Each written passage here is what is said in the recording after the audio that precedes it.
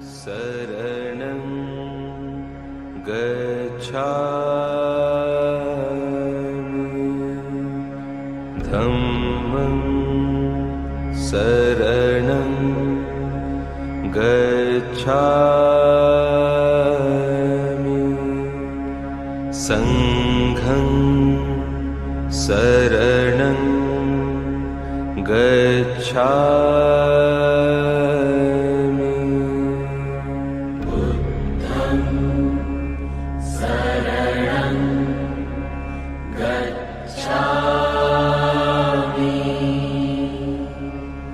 Dhammam saranam gacchami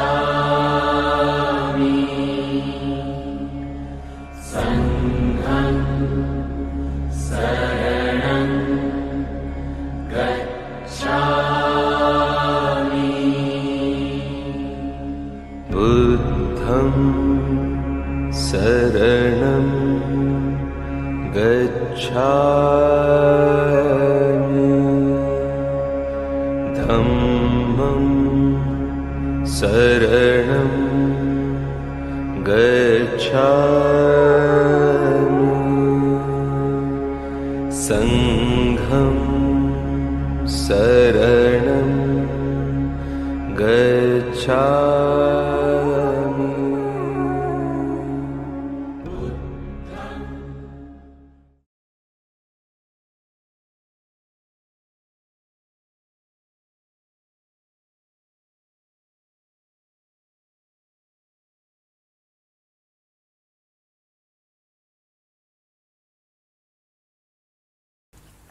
I go for refuge until I'm enlightened to the Buddha, the Dharma, the Sangha.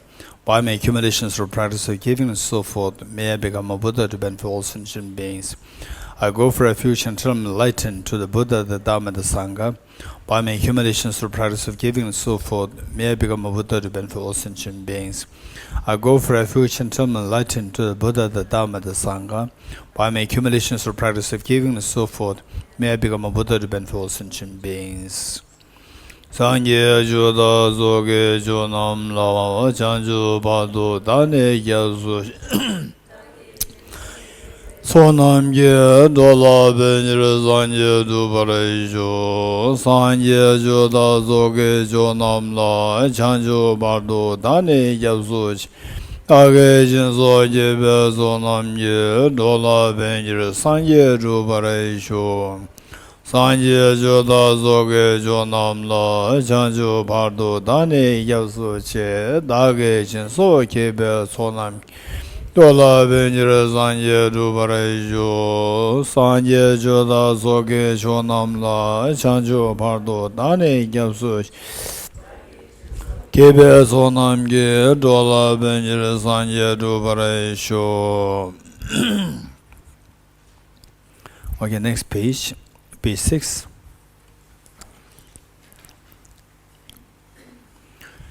Om ye dharma hetu prabhavam hetum desham dathagato hyavatat desham chayo nirodha Evam vati mahashramanaye swaha Om ye dharma hetu prabhavam hetum tesham dathagato hyavatat desham chayo nirodha Evam vate ma swaha Om ye dharma hetu prabhavam hetum tesham dathagato hyavatat tesham chayo Evam vati mahashramanaye swaha.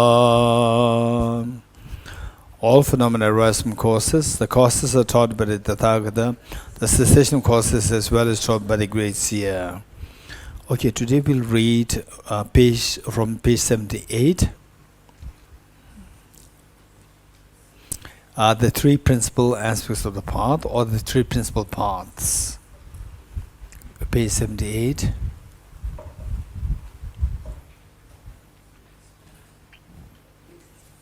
Three principal aspects of the path, or the three principal paths. As we read this, again, we need to know the purpose, the reason, and the meanings. To give you a quick background, the author is Lama Tsongkhapa, who's the praise we recited this morning. And these three principal aspects of the path, from the class that we did yesterday, we can see that it makes some sense to us. There's three principal aspects. What are the three principal aspects? Number one is renunciation. Number two is Boddhicitta. Number three is wisdom of emptiness. So these three. And then yesterday we talked about four. So what is missing? Shamatha. So the shamatha, if it's only three, then shamatha is included in the wisdom. Because wisdom is the one which has two components, the brightness and the stability. So this is included there. Whereas if shamatha is counted separate, then the wisdom means the brightness, the rigor. So this is how we need to understand it. So three principle means the shamatha is included in the wisdom. Okay, good. And how it is, again, it has only 14 verses, and it's extremely precious. And for the Nalanda, the participants, Nalanda study participants, we had the audience with His Holiness. When was that? June, 2nd June. And when we had the audience, and since that people all coming from the different parts of the world, just for the audience, and that His Holiness, of course, even to have the audience is a big blessing for us. And then I thought that the people should get something, and I requested for this teaching, three principles of the path, which is very short, and also that not teaching, just the oral transmission, because the secretary of His Holiness is very, the particular that the program should be short, should not be too lengthy, and so we requested for. Then I said that if it is possible, can we request for His Holiness for the oral transmission? Just His Holiness reading this, and we get a blessing of this. Just this 14 verses. Then His Holiness has been extremely kind. Say the next day was for the actual audience. This day, the previous day, we were there to just prepare, to the preparation for the next day, and distributing the batches to the participants. And then His Holiness sent a message from His Holiness residence to the secretary directly, saying that so many changes were brought by His Holiness himself. Initially, plan was in the courtyard below. And His Holiness said that no, the audience will happen upstairs in the hall, because people will be cold, because we have to get there very early in the morning and raining, so people will feel cold. So we'll have it in the very precise message we got. Then number two, that the that the secretary made it very clear that no individual photograph with His Holiness, not even a group. So during the audience, some professional photographs will take the photograph from distance. That's it. No group photograph, no the individual photographs. Then again His Holiness sent a message directly saying that I will meet with each of the individual participants there. 500 students were there, meeting with each, and the secretary could not say anything. And then even the photographs, individual photographs, group photographs, everything happened. And then the teaching, His Holiness said that I will not teach these three principles of the path. I will teach the more detailed version in Praise of Dependent Origination, which is about like 60 something verses, 60 something verses. Here is only 14. That too I asked for just the oral transmission reading, and His Holiness actually explained in detail the 64, 65 verses teaching on that too. His Holiness said that I will teach on this. His Holiness was extremely happy. Usually say that after His Holiness's knee problem, His Holiness only sit for about like 1 hour, maximum 1.5 hours. But for this audience, His Holiness sat for like 2.5 hours. And His Holiness's attendants, they were so worried about His Holiness, and asked His Holiness if Your Holiness needs a little bit of break. His Holiness, no, I'm fine. Yeah. Okay. So this is the teaching which we requested His Holiness, and His Holiness they gave the more detailed explanation of the in Praise of Dependent Origination. And we're going to read this three principles of the path. This is how Lama Tsongkhapa taught in a very concise way. In the word concise, the three principles paths, each one of them taught in under three captions. Each of the points. Renunciation, 3 points. Under three headings. 1, why to cultivate renunciation, number 1. Why? This is always the question, right? Come here, why should I come? This question will always come. You do this, why should I do this? Right? So the why to cultivate renunciation, number 1. Number 2, if you're happy with this, then the next question is, hey, how to cultivate, right? Second question. Then this is how it is cultivated. You learn this, then what's the next question? When will I know that I have the renunciation? You're getting it? So the measure of having generated renunciation. Under three captions. Number 1, why to cultivate renunciation? How to cultivate renunciation? And the measure of having cultivated renunciation. Right? The measure of having cultivated renunciation. Okay, did you all follow me? Anybody who could not follow me?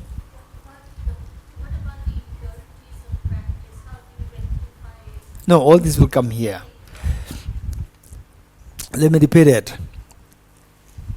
The three main questions or three main things covered under each of the 3 points is why, how, and the measure. The why, how, and measure. You're getting it? Okay. In Israel, in Hebrew, how do you say what's the measure of having generated renunciation? Having generated renunciation. How do you say this in Hebrew?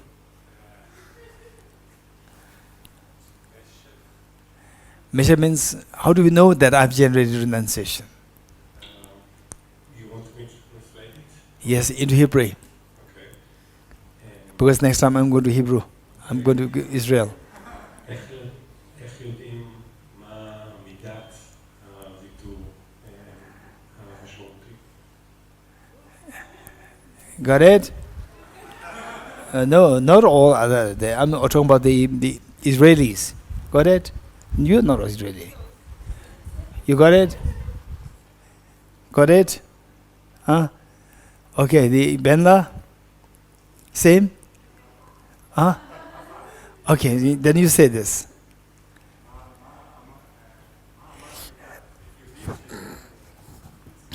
Okay. Through mic. Mic. מה המידה שכבר יודעים שגם renunciation ויתור? Okay, good. Okay. Likewise for Boddhicitta, why to generate Boddhicitta? How to generate Boddhicitta? And the measure of having generated Boddhicitta. Next, wisdom. Why to generate wisdom? How do we generate wisdom? And what's the measure of having generated wisdom? You're getting it? So this is how Lama Tsongkhapa taught. And those things, some of the things like which are very similar, you can, for example, say that if I tell the girl here, what's your name? Shaha. Okay. the shaha, if you want to be happy in your life, study well, right? I say this shaha, then Dogala asked me, right? Okay, Shall, you did not tell me how to be happy, right? I told her, you just apply this. You get it? Likewise, what is taught in renunciation, some of the things, what is taught in renunciation, you apply this to the Boddhicitta, some of the points. Something which is unique will be explained here. Otherwise, for renunciation, more detailed points I explained. For Bodhicitta and wisdom emptiness, you have to, by extension, you have to know this. Okay, we'll read this together. Page 78.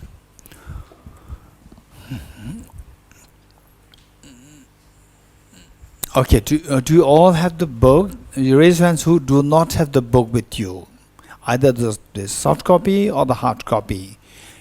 Raise hands those who do not have the hard copy nor the soft copy. Raise hands, which means everybody has it. Good. Okay, let's read this together, and let's be mindful of these 3 points. And of course, if you cannot identify these 3 points, later on give yourself time to go through this on your own and see which is which points. First, renunciation, what are 3 points? Bodhicitta, what are 3 points? Then wisdom emptiness, what 3 points? Where missing, you have to apply from the others. Okay, they're together. 3 principal aspects of the path by Lama Tsongkhapa.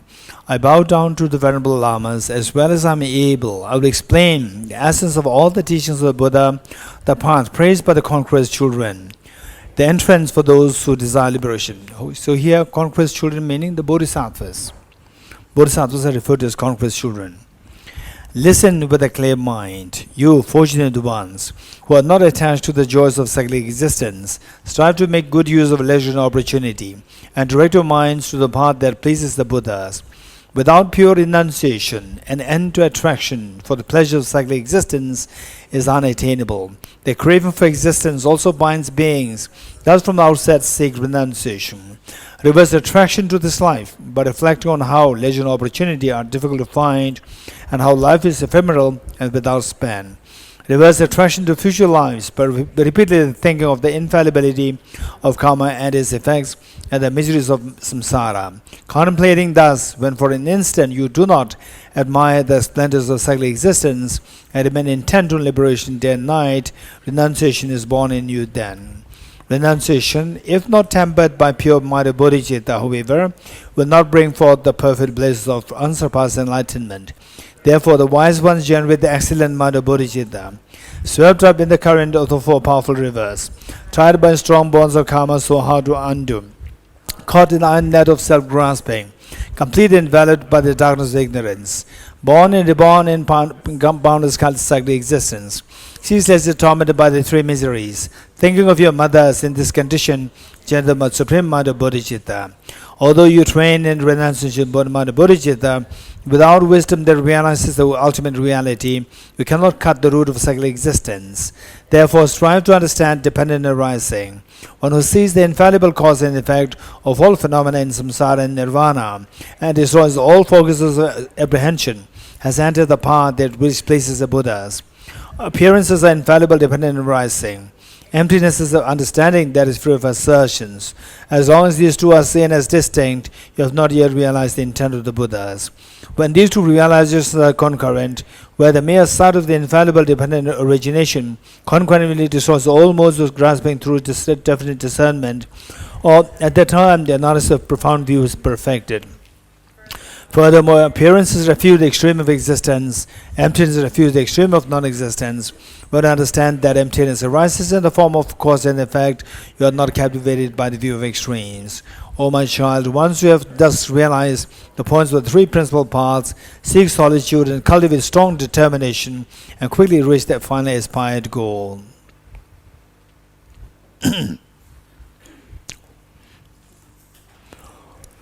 Okay. Yesterday we talked about the four seals. Yes? 4 seals. What are the 4 seals? On our fingertips, each one of us. Right, one by one. Ready? 4 seals on your fingertips. Hey, Benla, how do you say this in Hebrew? Each one of us, we should have the four seals on our fingertips. Are you ready? In Hebrew. כל אחד מאיתנו צריך שיהיו את ארבעת החותמים בצד האצבעות שלנו. Are you ready? So now I'll point to randomly anyone. Ready? Four seals on your fingertips. Rashmi, ready? Not ready. Oh. Okay, how many you would need another one day? Reasons? To have these on your fingertips. How many you need another one day to remember these on your fingertips? Reasons? Huh? Benla, you say this in Hebrew? How many you need one day's special consideration? כמה מאיתנו צריכים עוד יום אחד לפחות ושארבעת החותמים יהיו בצד האצבעות שלנו. Raise hands. Okay, those who do not raise hands means you already know this. Or you are saying that I will not remember, no matter what, one day, today, it doesn't matter. Right? Okay. With the four seals, what we came to realize is that, okay, from there, we see one thing, that there's hope. Our life is not totally gloomy. There's a full of hope. Transcending sorrow is absolute peace. We can experience peace. But this absolute peace is something which will never be bestowed by somebody else. It should be through our own effort. And we need to know what kind of effort is required. Because I see that with my friends, when meeting with on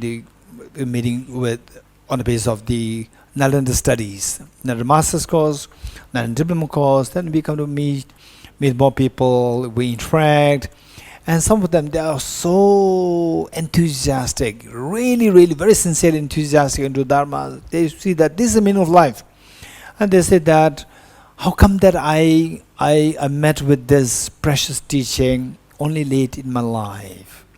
Some people say that. You getting it? So the point is that there's a way out. It's not the life is dark, gloomy. No, there's a purpose there. There's a great meaning there. The great meaning is transcend your sorrow. No matter what happens in the outside world, you can transcend sorrow. And not only that you transcend sorrow, you can share this with all the other sentient beings. Okay, so this is what the Buddha taught, and as a part of the four seals, the fourth one, transcending sorrow is absolute peace. The Buddha taught peace. Some people, they're too naive, they say, oh, in Buddhism everything is suffering.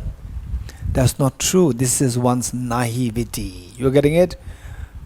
Suffering is there, and ultimate peace is also taught. There's ultimate peace. But the ultimate peace will never come to us, somebody bestowing upon us. If somebody can bestow this ultimate peace on us, by now nobody should be suffering. You're getting it? That the compassionate beings, all Buddhist Bodhisattvas, for example, like Christianity, Lord Jesus Christ was there. In Hinduism, Ram was there. And then Judaism, Moses. In Judaism, Moses was there. Abraham, Moses. And then in the Jainism, Lord Mahavir is there. If these beings, they have incredible compassion, they would not leave us suffering, right? For sure, they will lift us from suffering like this. But the reality is that what we see the reality. From this, we should be wise that nobody can, bestow happiness on you like this. So this happiness is something somebody can teach you how to acquire that. The only thing is that we come out of the darkness. Come out of the darkness, imbibe the light and light of the wisdom. You learn this and then walk the path. Once the road is, the path is the lit, then you walk the path. So the Buddhas and Bodhisattvas is there to help us by teaching us how to go there, not by taking us. You're getting it? We have to walk our own path.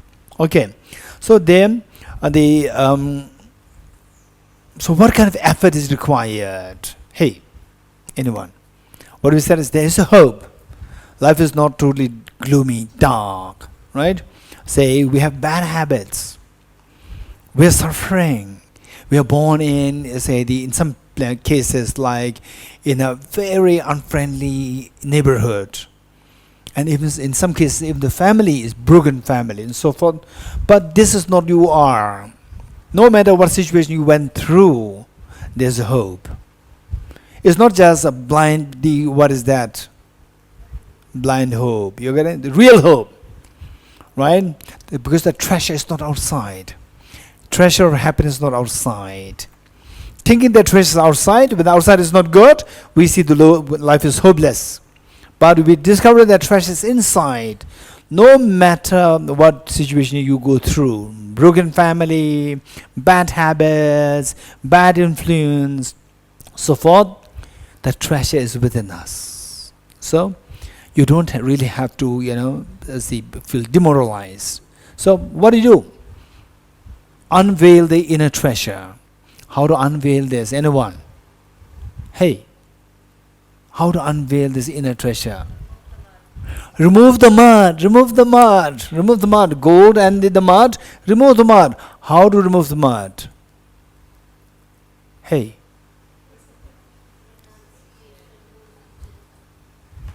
Jacob. Oh. Don't make it too technical for the Buddha's teaching. Don't make it, yes. Remove the root of the problem. Say this. Just take, take step by step. Right? How to remove the mud? The mud symbolizes the root of the problems. Remove the root of the problems. What is the next question? What is the root of the problems? What is that? What is the root of the problems? Hey. Say it again. Our delusions. Our delusions like what? Yes, you are right. Our delusions, particularly attachment, aversion, so forth, right? Say that you see the terrorists going out with the guns. If you look at the terrorists, most of the terrorists, they are in their 20s. In the guns, with the guns, 20s, right? And if you tell them, what is your bigger plan? They have no plan, right? And how come that they're going there? There's a mastermind there. Mastermind is not 20s. Mastermind might be like my age. You're getting it? 50s, right? Okay. Who's the mastermind of all these delusions? Anyone? Quick. Sherry Pema. Self-grasping ignorance. Ignorance and precisely self-grasping ignorance. This is the mastermind. You're getting it? And the lady there, what's your name? Yes. Lethal. From which country? From Australia. From Israel, so I can also speak. Okay, so you need a translator. No, you need a translator to Hebrew. Okay. Which means I need a translator with 3 things, not only 2. You understand what I'm saying?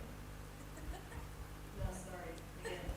I need a translator not only with 2, I need a translator with 3 things. You understand what I'm saying? Simply because you know the language doesn't mean that you can be the translator. You're getting it? Hebrew, English doesn't mean that you can be a translator. It requires the subject matter. You should be good in the subject matter. You're getting it? This is so important. 2 languages plus a concept. You must have a good concept. Okay.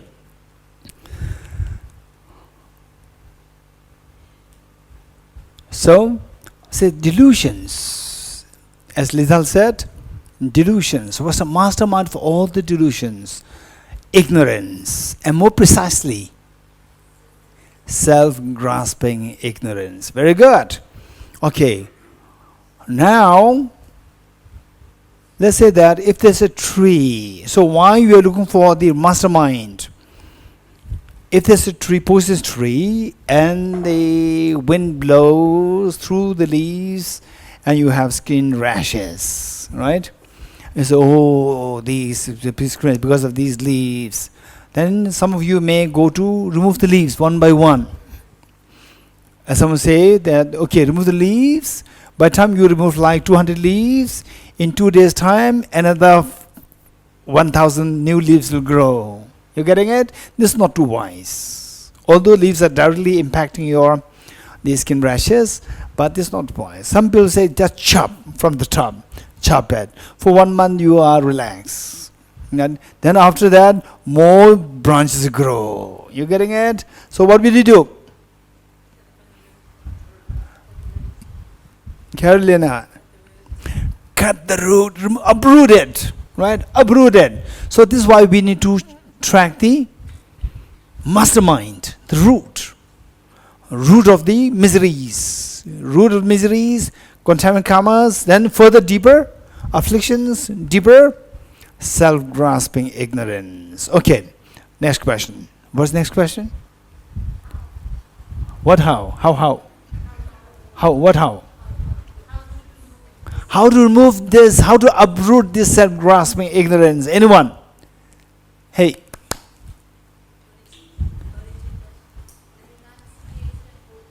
Renunciation, Boddhicitta, everything that you get, something is there. Right? So Kamalji is giving you everything, so something is there, right? Okay, be very precise. Boddhicitta. Anyone? Raise quick, raise hands. No one? Yes. Wisdom of emptiness. You gotta get? Wisdom of emptiness is required to cut because the self-grasping ignorance, what remedies that must be something which is directly in opposition with the self-grasp. The remedy must be directly in opposition with the self-grasping ignorance with respect to its object of apprehension. Self-grasping ignorance says that things exist objectively, and wisdom of emptiness should say that no, it doesn't exist objectively. In other words, what is to be remedied and what remedies, these two should be directly in opposition with respect to the object of apprehension. Let me repeat it. Okay, Ben, translate it. Ignorance and the wisdom of emptiness, the two remedy and what is to be remedied, the two must be directly in opposition with respect to the object of apprehension.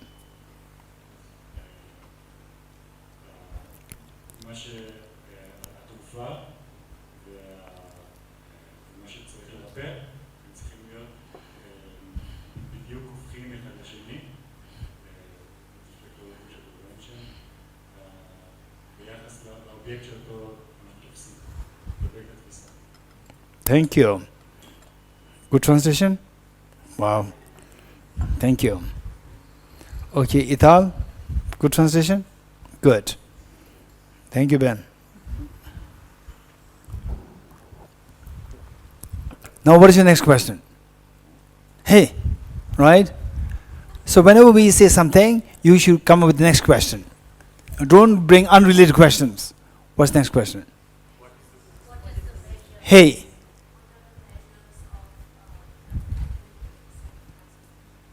What is the measure? That will come last, right? So what we said is that wisdom of emptiness has to be introduced in order to cut the root of this suffering. We said it. So what is the next question?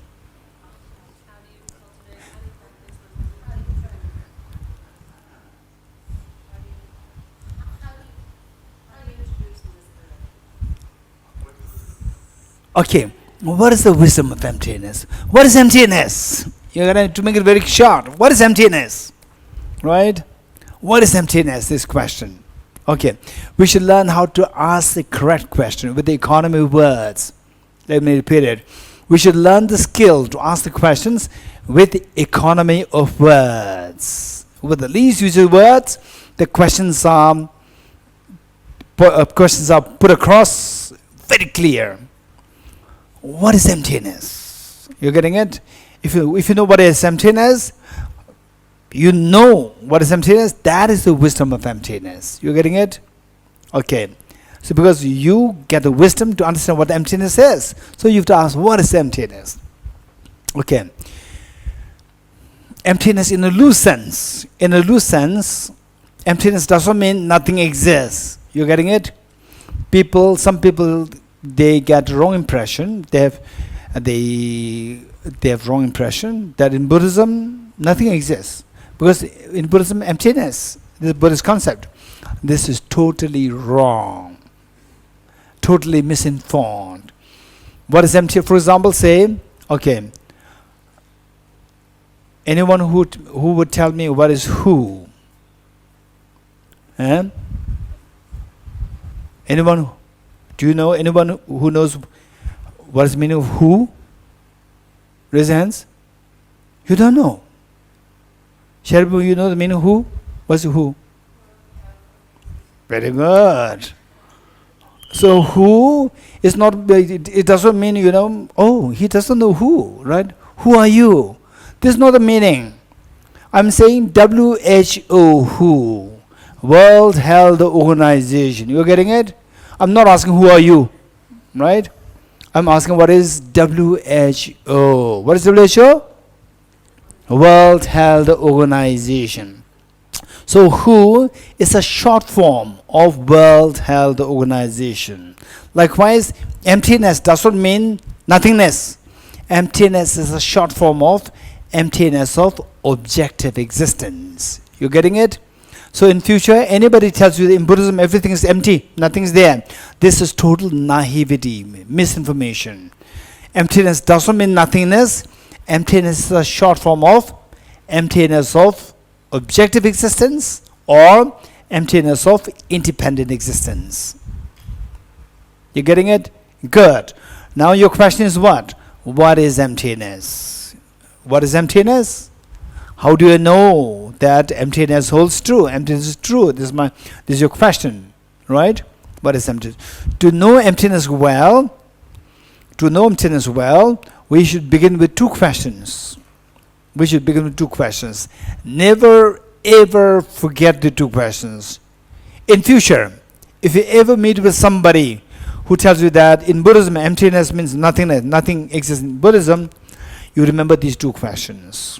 If you ever come to the conclusion that according to Buddhism nothing is there, there's no self, nothing is there, you remember the two questions. What are the two questions? The first one, do things exist? Do things exist? If the answer is no, this is not emptiness, this is nihilism. Do things exist? This is the first question. Answer should be yes, everything exists. If you say nothing exists, this is emptiness. No, this is nihilism. You're getting it? This is not emptiness, this is nihilism. It does not require any philosophy. You just say no, nothing exists. As simple as that.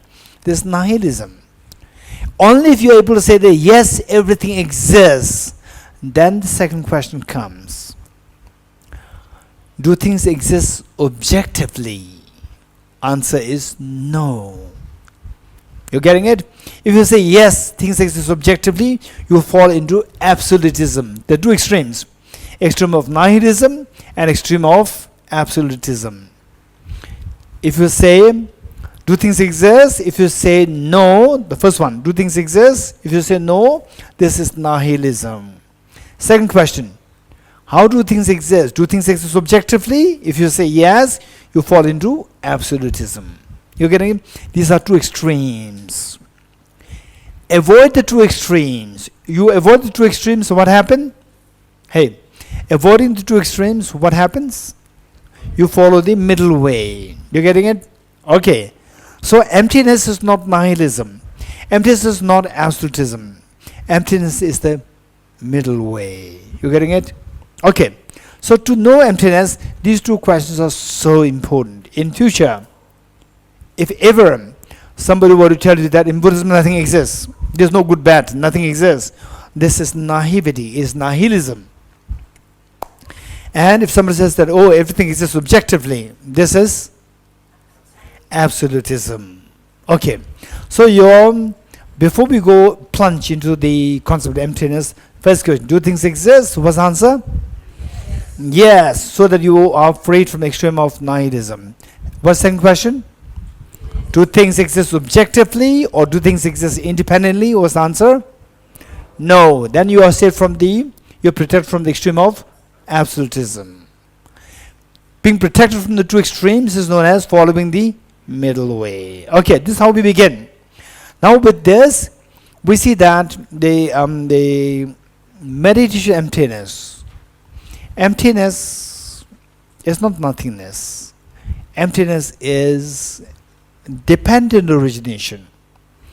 Emptiness on the one side, dependent origination on the other side. These two are the two sides of the same coin, like this. Emptiness, dependent origination. Emptiness and dependent origination, these are the two sides of the same coin. Let me repeat this. First, repeat this in ways of create, say the in the form of statements. Let me say, emptiness equals dependent origination. Number one. Statement number one. Emptiness equals dependent origination. Statement 2. Dependent origination equals the middle way. Let me repeat it. Emptiness equals dependent origination. Dependent origination equals the middle way.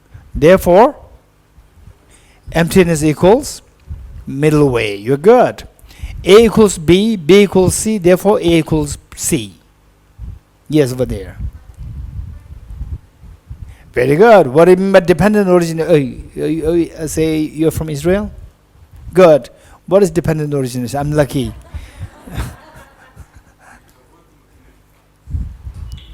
Louder?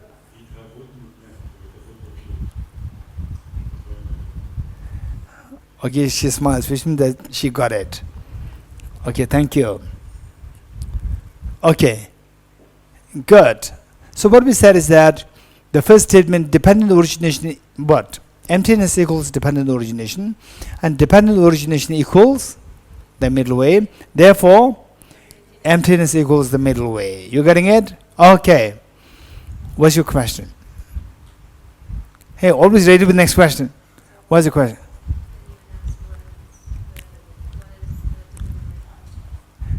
Good question.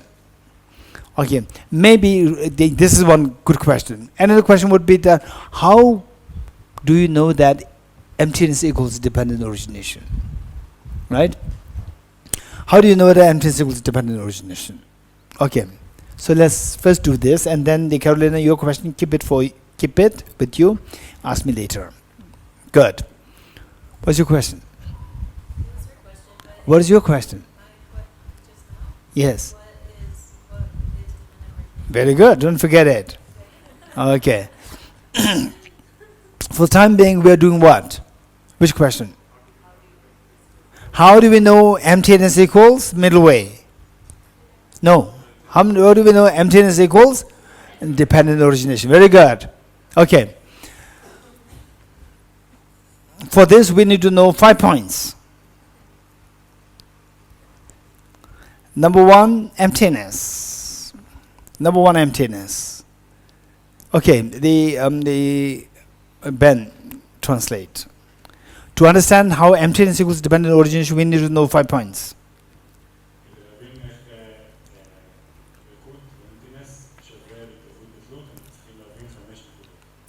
Number one, emptiness. Number two, emptiness doesn't mean nothingness. Emptiness is a short form of emptiness of independent existence.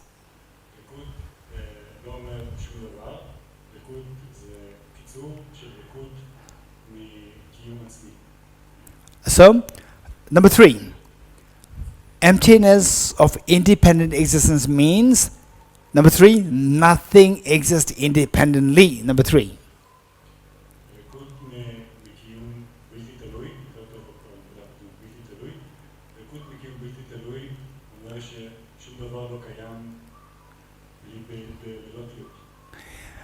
Number four, Nothing exists independently means everything exists by. Hey, nothing exists independently means everything exists by dependence. Very good. This is number 4. 4, ששום דבר לא קיים באופן בלתי תלוי, כלומר שהכל קיים בתלות. Everything exists dependently means everything is dependently originated. שהכל קיים בתלות, זה אומר שהכל הוא קיים בהתהוות בתלות. From these 5 points, we come to know that emptiness equals dependent origination. מהחמש נקודות האלה אנחנו רואים שריקוד שווה התהוות בתלות. Okay, how many you got it? How many did not understand it? How many understood it? Raise hands. 5. Number 1, emptiness. Huh? No, they'll come. Don't worry. First, at least we are creating the skeleton. You getting it? We create a skeleton, and then we'll go into details. Okay. First, at least you are able to intellectually say something. Oh, emptiness is not nothingness. Emptiness is dependent origin. How? Because 5 points. What are 5 points? 1, 2, 3, 4, 5, right? And somebody asks you, how do you know number 1? Then you come to me. Right? Okay. So the 5 points, let me repeat them once more. First I'll say in English all the 5, and then you translate all the 5. Number 1, emptiness. Number 2, emptiness is a short form of emptiness of independent existence. Number 2.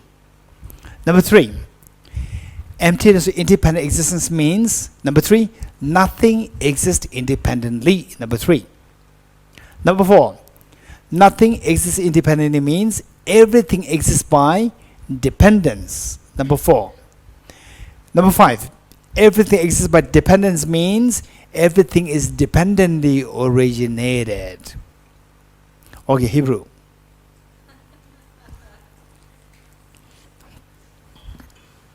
אחד, ריקוד. נקודה שנייה, ריקוד זה קיצור של קיום, ריקוד בקיום בלתי תלוי. נקודה שלישית, ריקוד בקיום בלתי תלוי, הוא אומר שהכל קיים בתלות.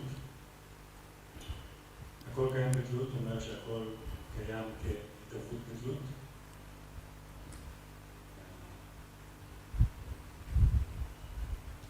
Number? Done? Not done. So emptiness is Number 1, emptiness. Number 2 is emptiness of independent existence. ריקוד בקיום בלתי תלוי. Number 3, therefore, nothing exists independently. שום דבר לא קיים באופן בלתי תלוי. Number 4, therefore, everything exists by dependence. הכל קיים בתלות. Number 5, therefore, everything is dependently originated. הכל קיים בהתהוות בתלות. Very good. Okay, now what is next question? Hey. Huh? Yeah, Drishti?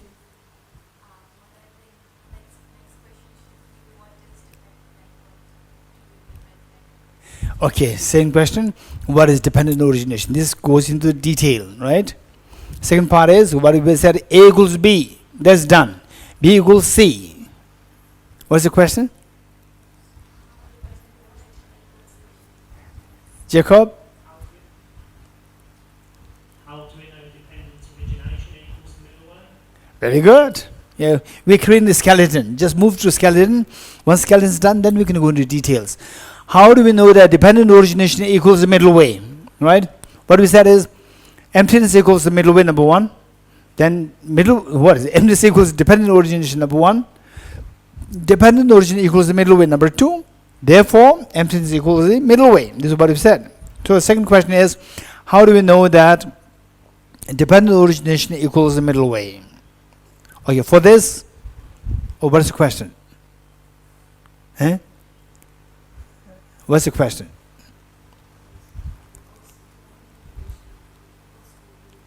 How dependent origin equals the middle way? This is the question. You getting it? For this, 2 points to keep in mind. 2 points. Point number 1. So first, let's say, 2 points. First, we need to say dependent origination. Now, a little bit of going to dependent origination. Dependent origination has 2 sides: dependence and origination. Dependent origination has 2 sides: dependence and origination. Okay, dependence and origination. First, dependence. Dependence was the opposite of dependence. Independence. When you say dependent origination, dependence, it rejects independence. Independence and absolute, these two mean the same. Independence and absolute, these two mean the same. So when you say dependence, it rejects the extreme of absolutism. Ben.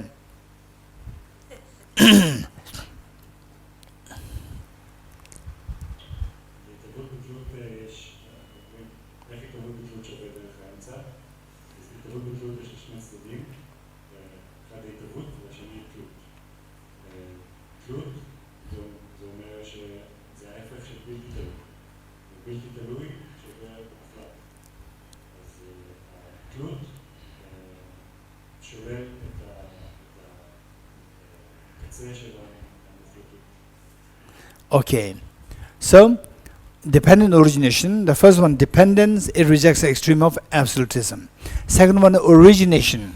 Origination means something comes into origination, something comes into existence. What is the opposite of existence? Non-existence or nihilism. So when it's origination, it rejects the extreme of nihilism. Ben?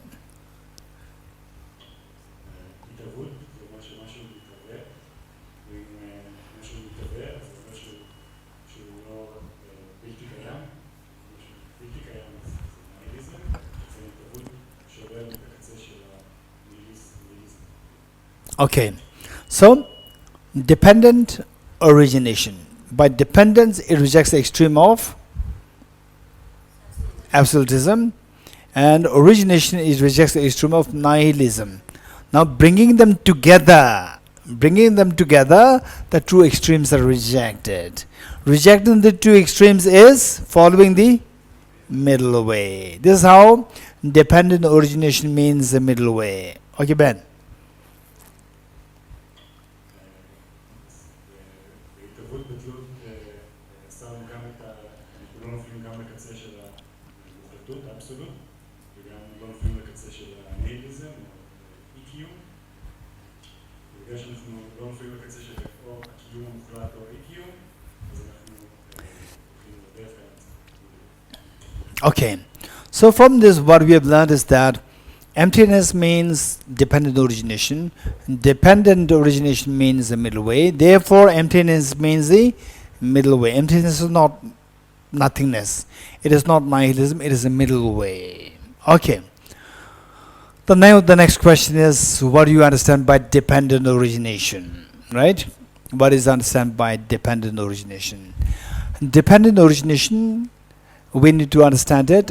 His Holiness the Dalai Lama explains this on the level, sometimes explains this on the level of 3 levels, sometimes on 2 levels. So let's do the 3. Then 2 becomes easy for us. Dependent origination, there are 3 levels of understanding, 3 levels of dependent origination.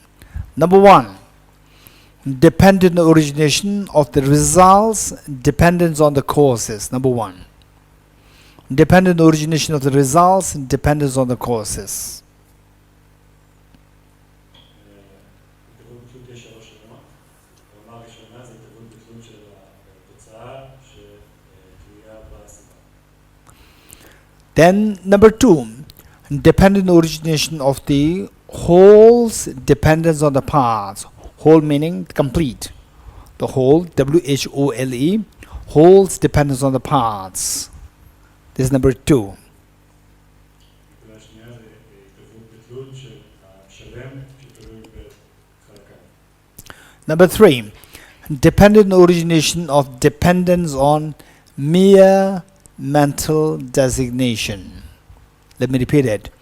Dependent origination of dependence on mere mental designation, mental imputation, mental designation, DESIG. I'll explain this, don't worry, just write it. If you know, the words, you write it. The dependent origination of the dependence on mere mental designation.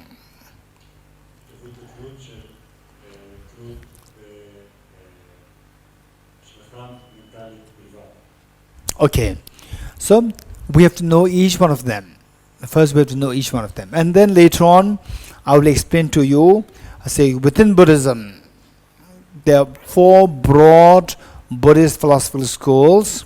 4 broad Buddhist philosophical schools. Which of the schools accept which level of dependent origination? That we'll discuss later. For the time being, I'll explain each one of them. Okay, the first. Let's say that the cause and effect.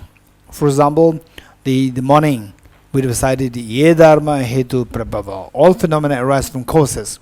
All phenomena here meaning not all phenomena. Phenomena which comes under the experience of happiness and miseries. All phenomena related to miseries and happiness, they don't arise randomly, they arise from their causes. So this cause and effect, okay, this weather is because of these causes, this COVID is because of this, say I become sick because of this, I'm happy because of this. So we look for the causes and conditions. That is known as the causal dependent origination.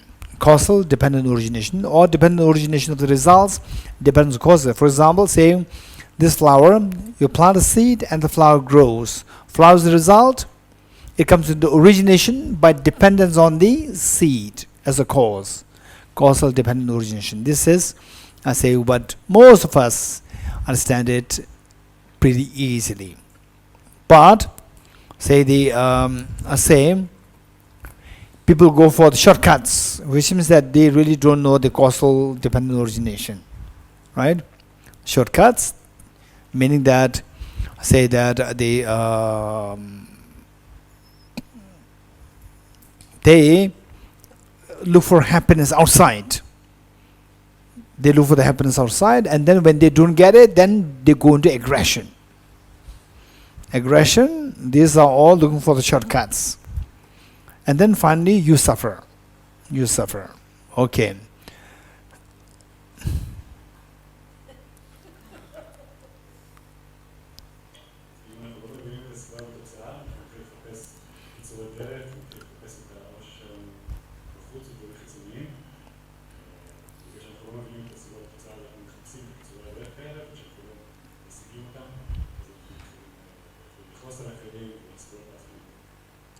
And they say Albert Einstein. Albert, he was Jewish. He was Israeli. Not Israeli. German Jewish. Originally came from Israel.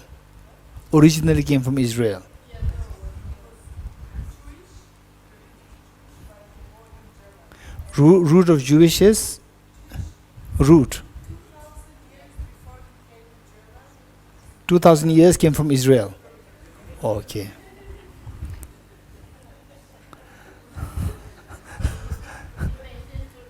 Yes, dependent origination. Thank you. Okay, thank you. Okay, Albert Einstein. He is not too happy with the concept of randomness in quantum physics, because he is more the advocate of cause and effect. There's no randomness, it's cause and effect. So this is amazing, brilliant thinkers, brilliant scientists like Albert Einstein, they see something there. So what is taught? Cause effect dependent origination. Einstein already said that he did not learn from Buddhism. He already said that, yes, I don't believe in randomness. There should be cause and effect reality there. This is the dependent origin of cause and effect. And then we talk about, okay, first this one.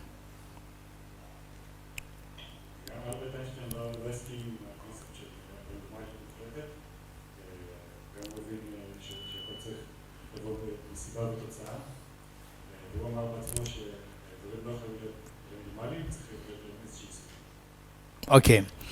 And then we talk about the law of karma. In Buddhism, the law of karma is a huge thing.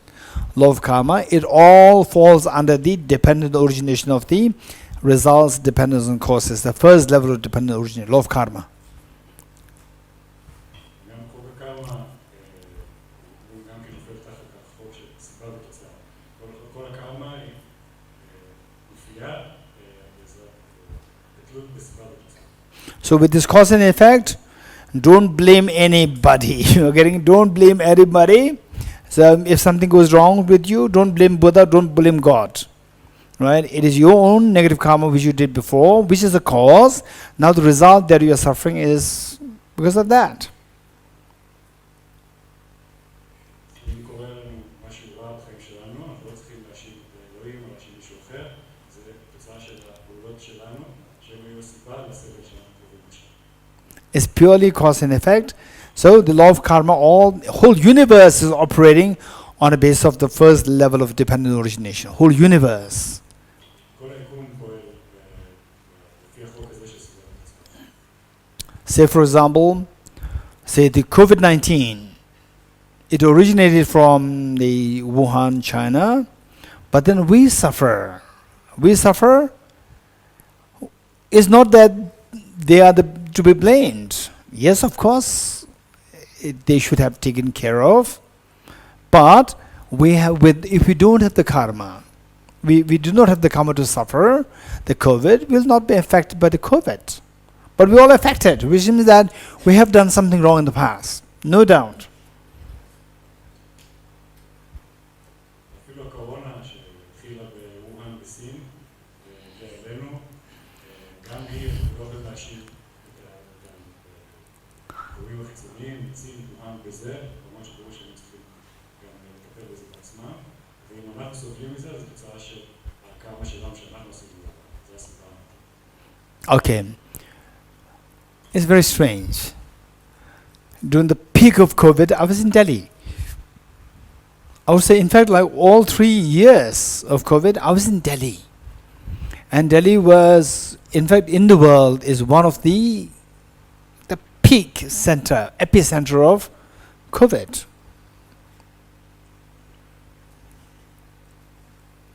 כל השלוש שנים של הקורונה, יש היה בדלי, הפיק של מחלת הקורונה, הוא היה And then what happened was that I first read a newspaper. It said, coronavirus. First time I was hearing. First I was reading, coronavirus. In my talk, I said that these things happen, coronavirus, somewhere. I said it, and after a few days, it said that Delhi airport, there were 19 people who were diagnosed with COVID. They were all taken to Ames Hospital. Okay, already there, not somewhere. It's right there in my place in Delhi. יש רק שאלה בדלי, הוא קרא בעיתון שיש משהו מחלת הקורונה וכולי, זה נמצא איפשהו בעולם. מיד שהוא קרא את זה, דיבר על זה בהרצאות שלי, שאיפשהו יש מחלת קורונה. מיד 19 אנשים שהיו בשדה התעופה, נלקחו לבית החולים כהיה קורונה. שזה קורה איפשהו שמה, זה כאן. And then gradually, lockdown was imposed. And my relatives, my friends, everyone from the world, Delhi, 10,000 cases, 40,000 cases a day, like this. And you are in Delhi, people are worrying everywhere. Everywhere in the world, they're worrying about me. פתאום הקורונה מתחילה להתפשט, 10,000 מקרים, 40,000 מקרים, ואנשים מתחילים לדאוג לגשת באמצע. And some of my relatives, friends are in a very remote place, right? They worry about me and they also try to protect themselves. We are lucky that we have been protected, we are remote, far away, right? Then the first year, towards the end of the first year, all over even in the remotest of places, COVID is spread. קרובים שגשת לה בכל מיני מקומות מרוחקים, שמאוד דאגו לגשת לה, חושבים שאין לעצמם, זה מנוח, זה לא יגיע אליהם במקומות מרוחקים, Then there have been those people who said, who are worrying, who are feeling themselves safe, worrying about me, they already had the COVID themselves. And all these 2-3 years, I did not have the COVID. I was in the middle of the COVID. I did not have COVID. It doesn't mean that I'm great. You're getting it? It doesn't mean that I'm great. I'm lucky one. Right? Maybe I did not accumulate some negative karma in the past to get the COVID, although in the middle of the COVID. הקרובים של גישה מאוד מורחקים מאוד, הם קיבלו בעצמם את הקורונה, את הקורונה, והוא שהיה באמצע כל הפיק של הקרש של כל המקרים האלה, הוא בעצמו לא חשב את זה 2 ולא בגלל שזה משהו מיוחד, זה היה מזל שהוא לא הראה לסיבות האלה. Okay, how many did not have the COVID? Raise. Wow, that's amazing, huge number. How many did not? You may overheard me. You mean, okay, how many you did not have the COVID at all? 1, 2, 3, 4, 5, oh, more than half. That's amazing. Okay, so what I'm saying is that the karma, say the cause and effect, what science is explaining is the visible cause and effect. What science is explaining is the visible cause, and there is invisible cause and effect also there.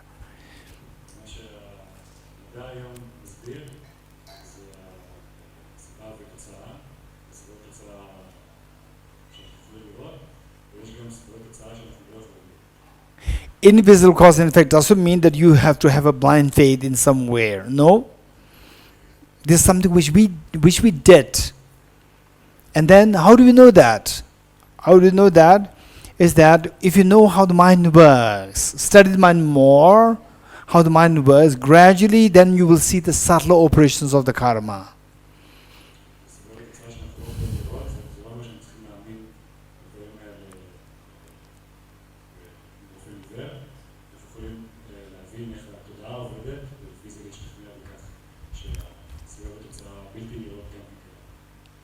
So next is the dependent origination of the wholes depends on the parts. Simply put, let's say that this building or this room is a whole with respect to its parts, like the pillars, the windows. These are the parts. Yes, you agree?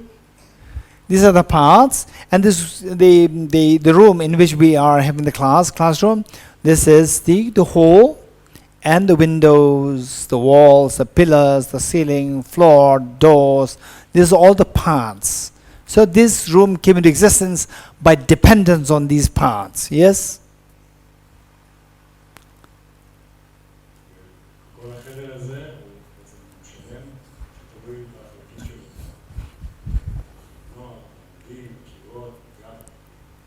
Okay. So this is pretty easy. So if you want a beautiful building, you take care of the parts, because the building comes into existence by dependence on the parts. If you miss the parts, if you neglect the parts, then no matter how much beautiful the building you want, it will not become a beautiful building. Only if you know the dependent origination of the wholes depends on the parts.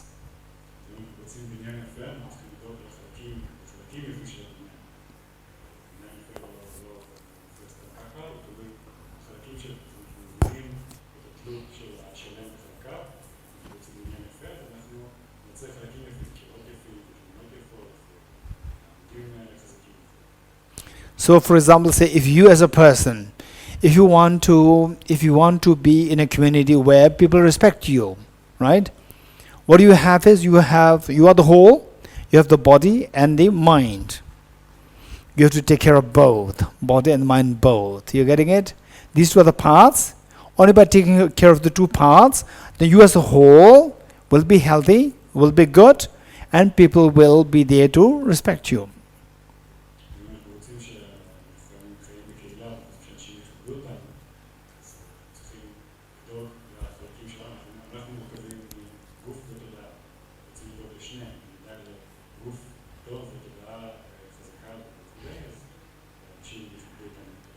Okay, some people they say, okay, I should be respectable, I should be the more presentable. They go to the gym all the time, right? Physical gym, they don't go for the mental gym. Only go for the physical gym. Appearance look, appearance nice. So this, the person doesn't know the dependent origination. The wholes depends on the parts. Only taking care of one part, not the complete part. The mind also to be taken care of. The body and the mind both. שאם רוצים להיראות טוב, או שאנשים רוצים וכו', הם רק הולכים לחדר כושר כל הזמן, רק דואגים לגוף, שהגוף יראה טוב, ומזניחים לחלוטין את התודעה. אנשים כאלה לא מבינים את התלות שלהם, שתלויים בחלקה, הם דואגים רק לחלק אחד. אנחנו רוצים שאנשים יפתו אותם, צריכים לדאוג לכל החלקים, גם לגוף וגם לתודעה. Okay. Then the next says dependent origination depends on the mere mental designation. What does it mean by that? It means that whatever we experiencing, they are all coming purely from your mind. Mere meaning purely coming from your mind. Purely coming from your mind. You getting it?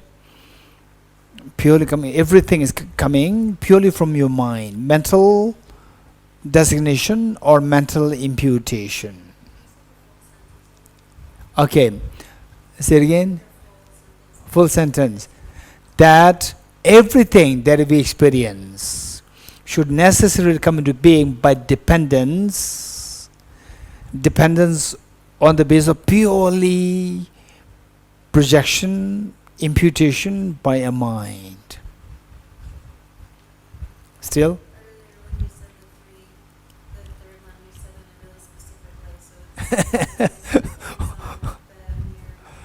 Carolina is torturing me, right? I should remember all my words, but I said, no, I won't, I don't remember. You're getting it?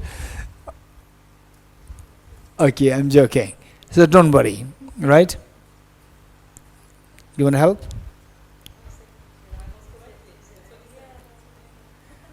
Perfect. Okay.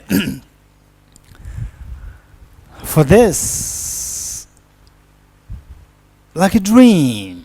A dream is purely coming from your mind. Yes, no.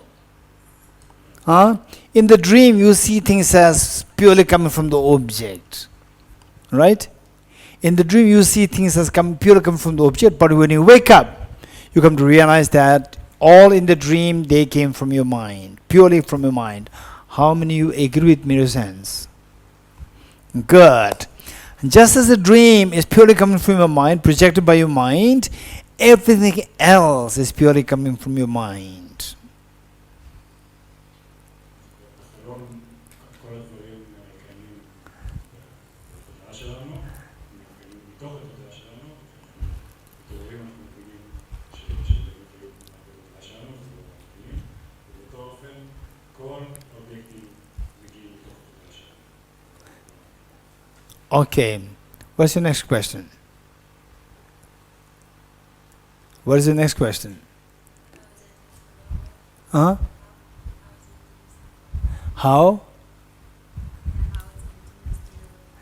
That is your job.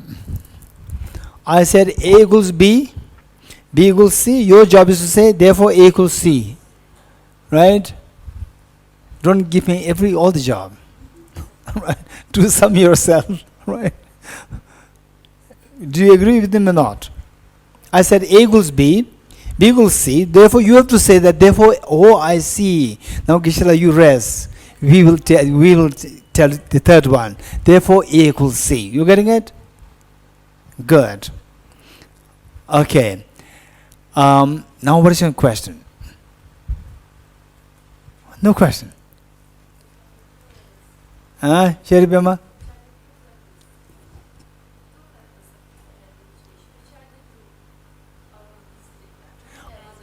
Okay. So what we said is that we talked about three. Now what is two? So two is, say, first one and the third one. Third one, instead of third, you say, third one is, instead of saying dependent origination of dependence on mere, cut down this word, mere. Dependent origination depends on mental designation. Right? Then it becomes two. So within the mental designation, then the number 2 and number 3 both are included. Okay, next question. Okay, Ben.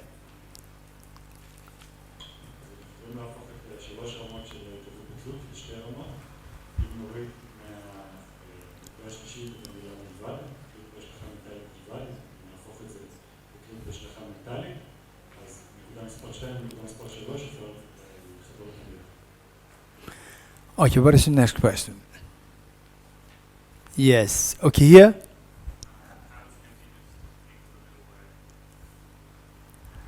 This is a question of Carolina, right? Okay. So the first one is, what is the first one? A equals B. What is the second question? B equals A, C. So from there, can you say that therefore A equals C? Right? You don't ask me. Right? By the way, what's your name? Timothy. Timothy. Okay, Timothy from which country? From German. Australia. Thank you. Okay. Timothy, you got the answer? Good. Next question. Yes, over there, Tom.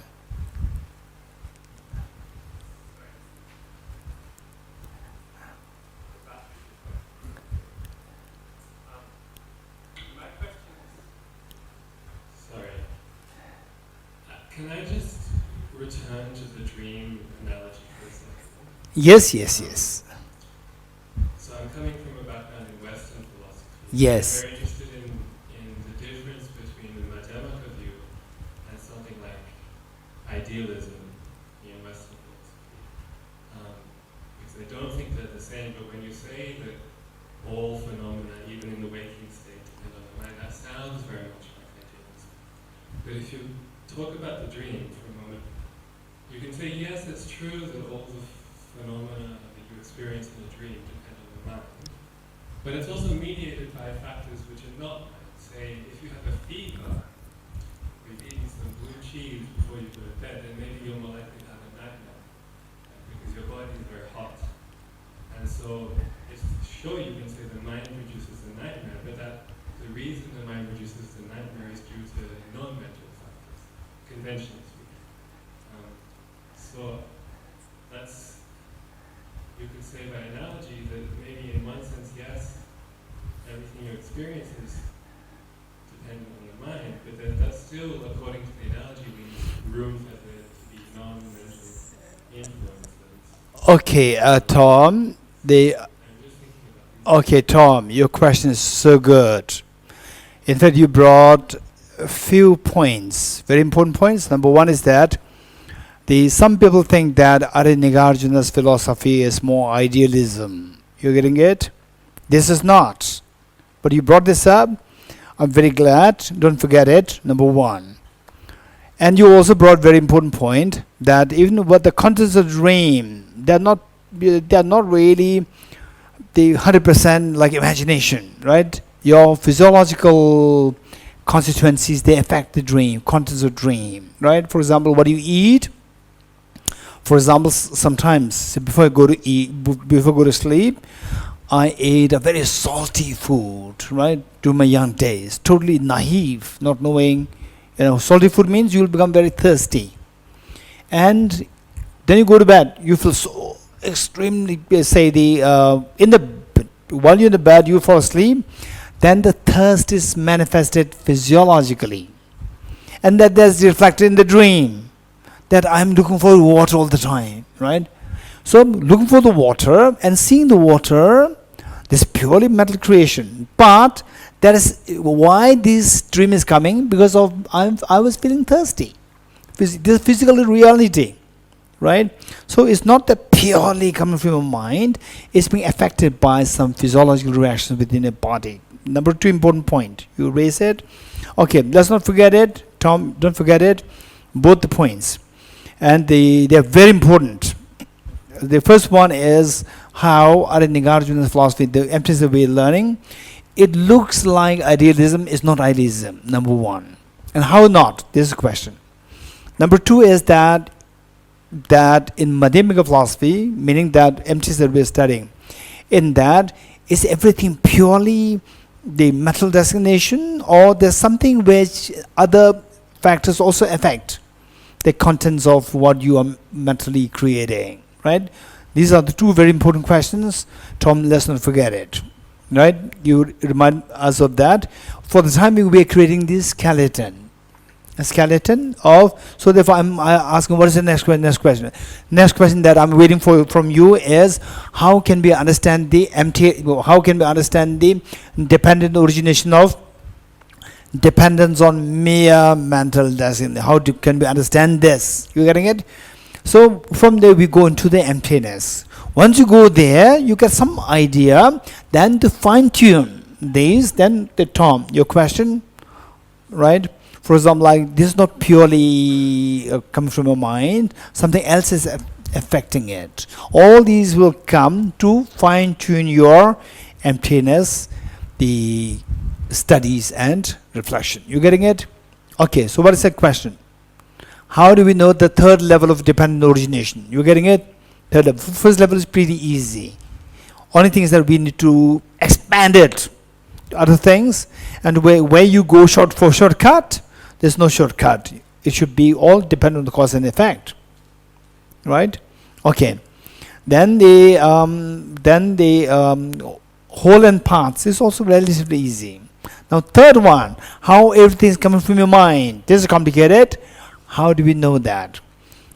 Once you study this, then we go into the fine-tuning. Fine-tuning, whatever you have, questions. For example, some people, they come up with very interesting questions.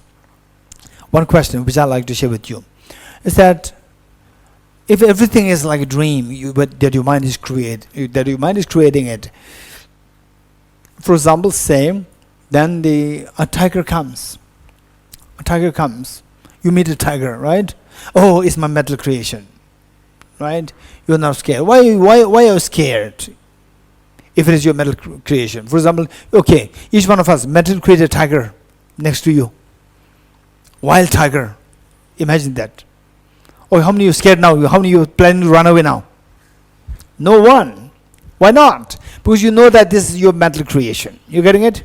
If you know this is your mental, why are you scared? Right? When you meet with a tiger, why are you scared? If you know there is mental imputation. Okay, so these questions come. Okay, so before we go into emptiness, right? Let me just give you. This is very fascinating. Okay, how many of you in the dream? How many of you in the dream? How many of you in the dream you were scared? At least once in a lifetime, including Tom. Right? Tom, you're scared of the monk throwing stone at you, right? Okay. So why are you scared? There is your mental creation. It's your dream. Huh? Why are you scared? So look, this is interesting. Your mind created a monk throwing stone at you, and you are scared. It's your mental creation. It's your mental creation, but you're unaware it's your mental creation. You getting it? And say experientially knowing this, and intellectually knowing this, these two again different.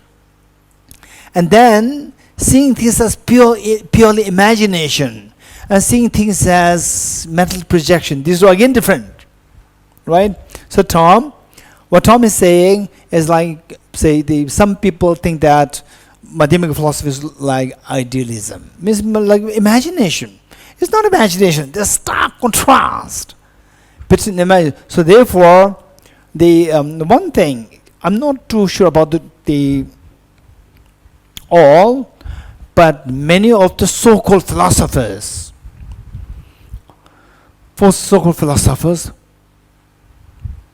they talk about David Hume. David Hume, Western philosopher, brilliant Western philosopher. And they don't read his philosophy too well, and they talk about David Hume. They just browse through very fast. They don't really, they just study on a very surface. And David Hume's philosophy is very profound. They don't read it fully, or they don't need to go into depth. They just read surface, they're happy, and they comment on this. Right? They didn't reject David Hume. They did not understand David Hume, and they reject David Hume. This is the tendency of the modern education. There are some brilliant people. Even with the scientists, I've noted, physicists, they are very good. But say this, some are extremely objective in their approach. So objective. For example, like Professor Nicholas Gissen, a physicist, Professor Nicholas Gissen from the Switzerland. He is extremely refined philosopher, the thinker, physicist, very refined. His thinking is extremely clear and very objective. And some physicists, they come with their own supposition. They read something and they create their own supposition and then say that this is Nagarjuna. Right? This is not. So the beauty, or I would say the Tibetan tradition here, monastic universities, is that you keep debating, and then when you keep debating, you are not to just keep saying something.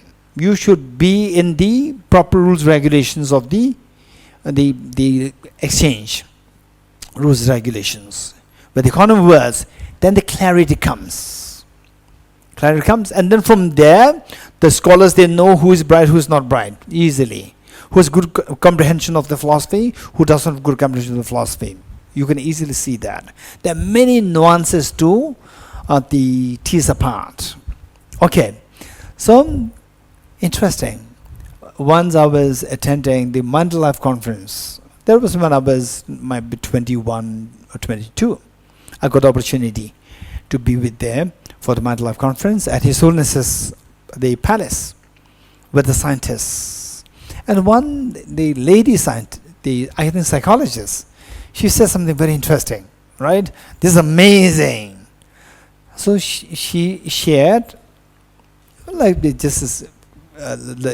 situation that she created. She said that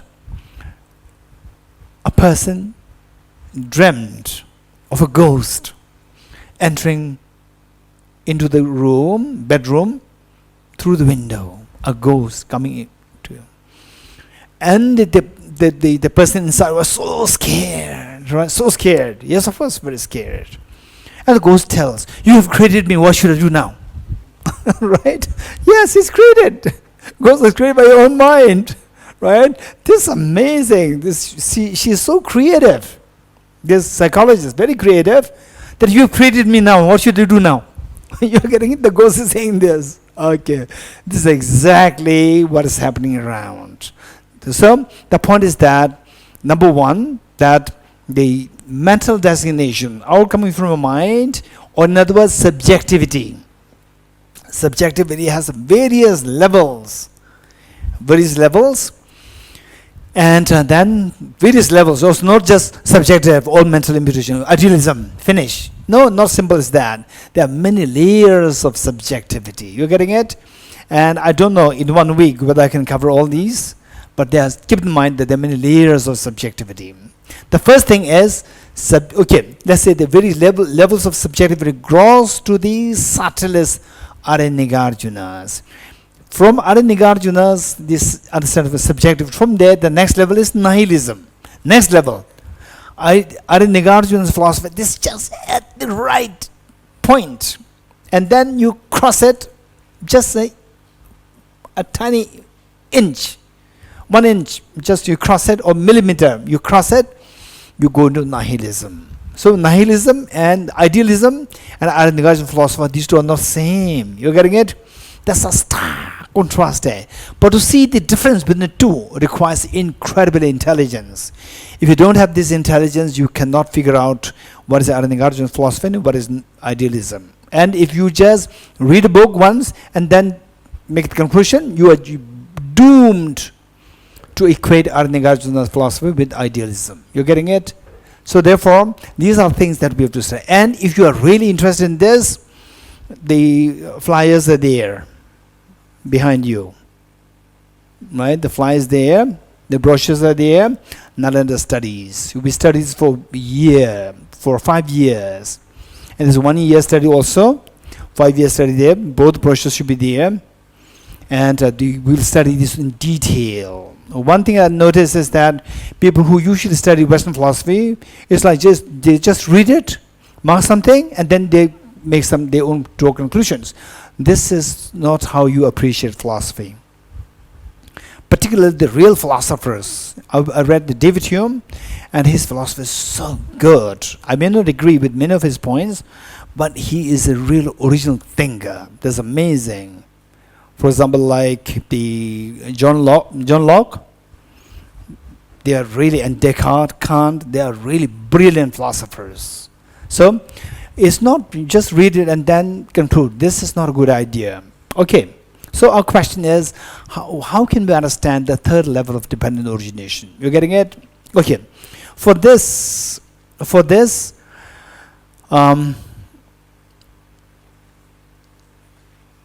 we need to know.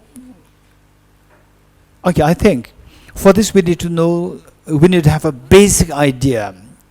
So first of all, let me say that the levels of subjectivity, various degrees of subjectivity. I'll enumerate what they are, and then we have to study them one by one. Not here, but enumerate what they are. There are at least 5 levels of subjectivity, which means that coming from your mind, it has 5 levels, minimum 5 levels. And if you can really penetrate into these 5, then you can see more, very subtly varying one from the other. You can see that. The first one, emptiness meaning from the object is empty, coming from the mind. So emptiness concentration of being subjective, empty of objective reality. Number 1, emptiness of permanent, unitary, independent. Emptiness of permanent, unitary, independent self. Emptiness of permanent, unitary, independent self. Number 1. Number 2, emptiness of autonomous, substantial reality. Emptiness of autonomous, substantial reality. Okay, the Benla will translate later on, meaning after this, the 5. The first one is emptiness of emptiness of permanent, unitary, independent self. Number 2 is emptiness of autonomous, substantial reality. Number 3, emptiness of external reality. Emptiness of external reality, externality. Number 4, emptiness of true existence while not rejecting intrinsic existence / objective existence. Let me repeat it. Number 4, emptiness of true existence while not rejecting intrinsic / objective existence. Number 5, emptiness of intrinsic existence. Minimum, these 5 layers, that they all differ in subtlety, but these you understand. Okay, number 1, emptiness of permanent, unitary, independent self. Number 2, emptiness of autonomous, substantial reality. Number 3, emptiness of externality or external reality. Number 4, emptiness of true existence while not rejecting objective / intrinsic existence, or what? Objective / intrinsic existence. Number 5, emptiness of objective / intrinsic existence. Minimum 5. And these 5, they are not same. They differ in subtlety. You are getting it? You understood the first one, use subjectivity on the basis of understanding. The first one does not amount to understanding the second, third, fourth, fifth level of understanding of emptiness. Right? Subjectivity, there are different layers. Simply because these different philosophers who accept these 5 layers on their own, doesn't mean that simply because that they use the word subjective, everything is subjective, doesn't mean that their understanding is the same. You getting it? And then you can add solipsism. Solipsism means that nothing exists. Nihilism, total nihilism. You're getting it? Everything is subjective. This total nihilism, it doesn't correspond to any of the the 5 layers. You're getting it? So idealism is purely nihilistic. It doesn't correspond to any of these, the 5. So simply because the word subjective is the word used by all, doesn't mean that their understanding is the same. They differ starkly. Okay, so we're not going to go into each of these details. You getting it? We will do the number 5. What's number 5? Emptiness of intrinsic existence. Okay, 4 and 5, they're very similar. Number 4 is emptiness of true existence while not rejecting. The 5 is the subtler. The 5 is subtler. So if you understand number 4, it does not entail understanding number 5, because you can still adhere to things as intrinsically real. Number 5, you reject intrinsic reality also. Yeah. Okay, good. So we are studying which one? Number 5. But don't say this to any of the monastic university scholars. They will be jealous of you, right? Or they will say, what are you doing? For how long? For how many years you are studying this? 5 years, 10 years? No, 5 days. Right? They'll be envious or they will laugh at us. Don't say this, keep it confidential. That's better. Right? Okay. So, for this,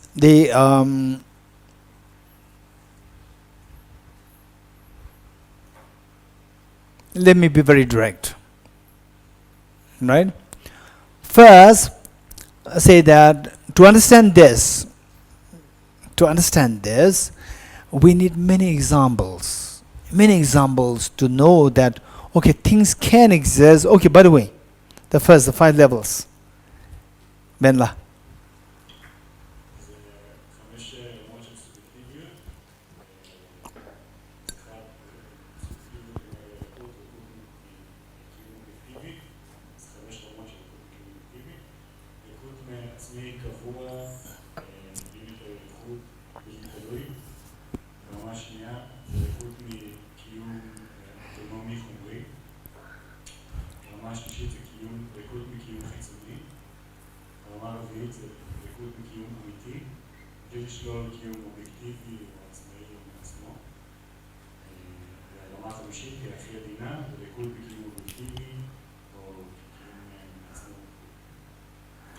Okay, thank you. For this, we need several examples. We need to think of the examples, and the whole purpose here is not just to understand intellectually. You getting it? Intellectual understanding is so important. Some people, they say that what's the point of learning all these things? This is just intellectual. This will never help you into these are not practice, right? Some people, they're so happy with intellectual, they don't do practice. Some people say practice, what's the point of the intellectual? These are two extremes. You getting it? So we should have both. Intellectual will give you the blueprint. Practice will make these blueprints real in your life. You're getting it? And then your emotional transformation will take place. Where otherwise earlier you can be very easily agitated for small reasons, easily agitated, easily affected. So where gradually become more composed, calm. For example, say you're expecting some good results happening and it doesn't happen, and still you are not affected. There's no tension and stress. You're calm. Situation is under control. Ben.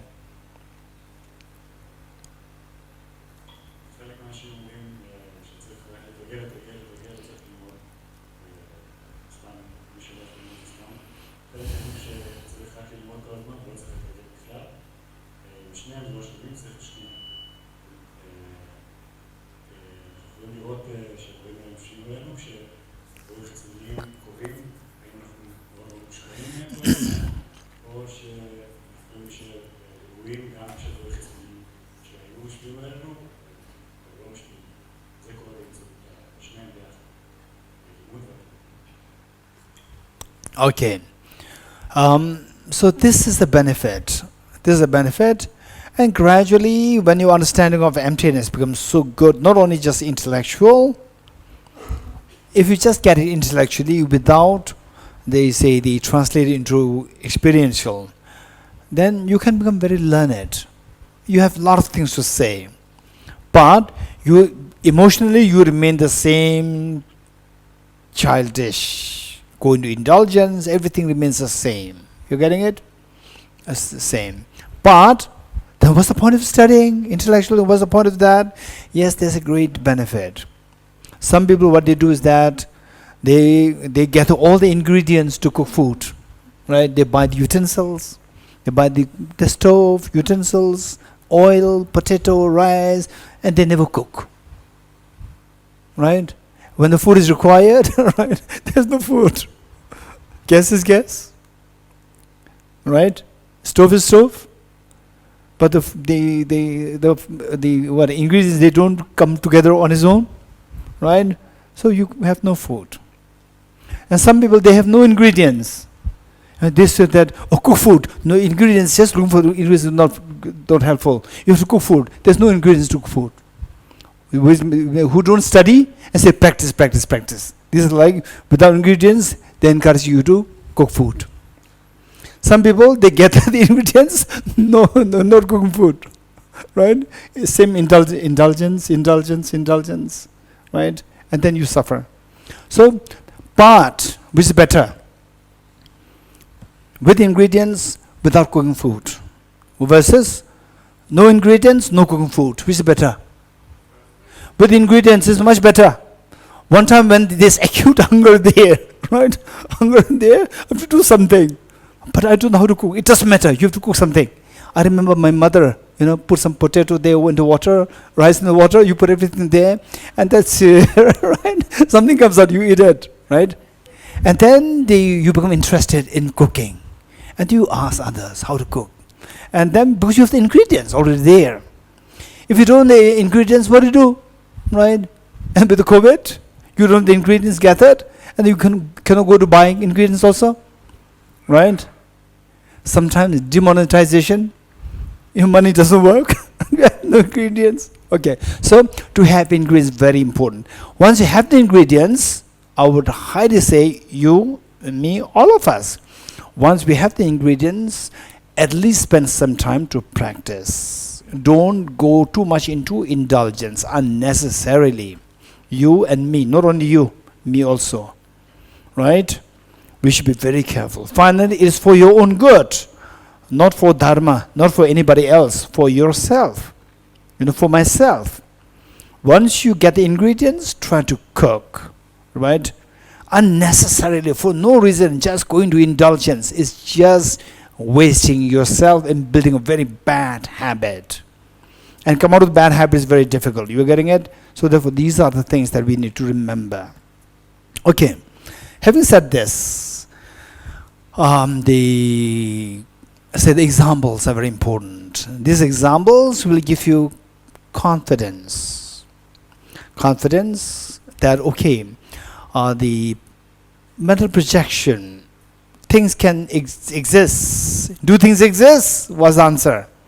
Yes, this is not idealism. You're getting it? When I say yes, things exist, means this is not idealism. Many people, many Western philosophers, they think that Arya Nagarjuna's philosophy is idealism. You getting it? It is not, because we begin with the first two lines. What's the first question? Do things exist? What's the answer? Yes. If you say no, this is idealism. Arya Nagarjuna's philosophy is not idealism, because you say yes to the question, do things exist? You getting it? Okay. Say second question, do things exist objectively? You say no. To this, the next question will come, how? How things don't exist objectively. You getting it? So, before I go into the solid reason, I'll give you some examples. Okay. I will say, emptiness. Just tell me, what do you understand by emptiness? At least in words, what do you understand by emptiness? Quick. Void. Yes, just speak something. Anyone? Quick. Emptiness. No, what we have learned thus far. Don't say something out of the box. At the moment we're creating the skeleton. You're getting it? After having created the skeleton, After then fine tuning, you do fine tuning, then you can bring up the space, void, anything you can bring up. Thus far from what we learned yesterday and today, Jyoti, the puja. You said something? Empty of, lacking, empty, same. Lack of, empty of inherent existence. Very good. Anyone else?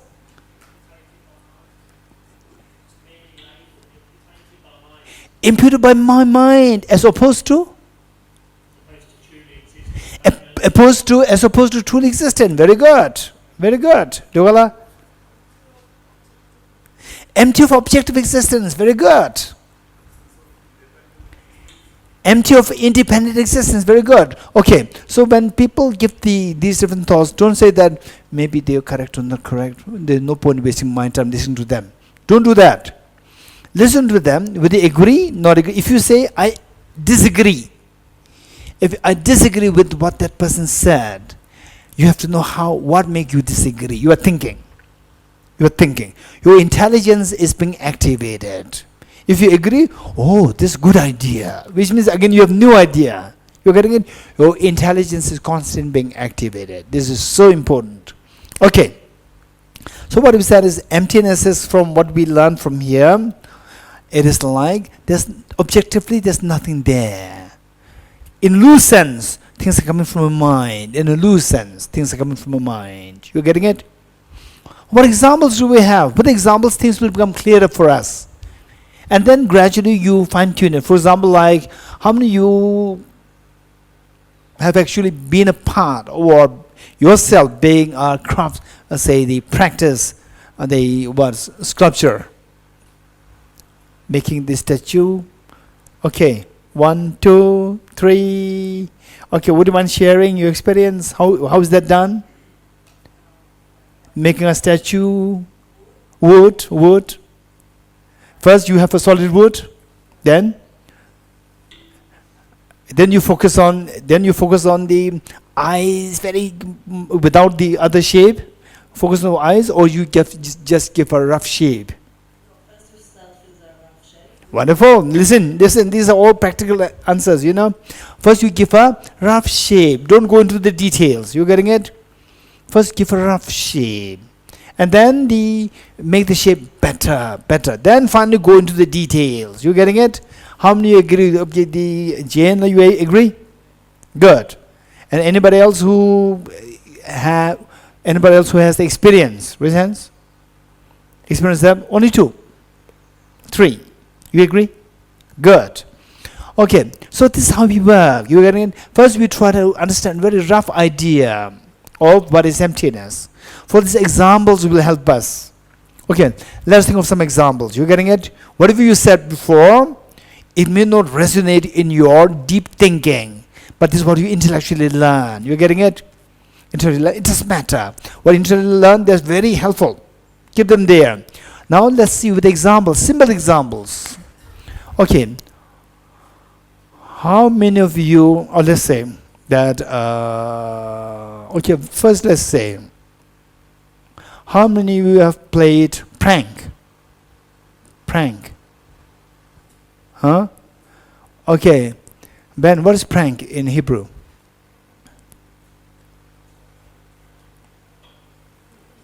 Hey, what is prank in Hebrew? You don't know. Hey, over there. What is prank in Italy? Yes. Talul? Yes. Okay, in Tibetan, what is prank? Bimsala. Shanaguba. Okay, what is in Hindi? Kamalji, prank. Or anyone else? Pooja? Meenakshi? Prank. Yes. How do you say in Hindi? Mazak is a pure joke. Prank is slightly different.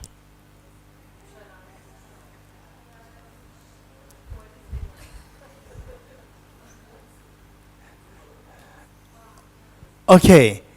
Okay, is there anybody who can explain prank so well? Professor William, what is prank? You don't know? Okay, Laura, what is prank?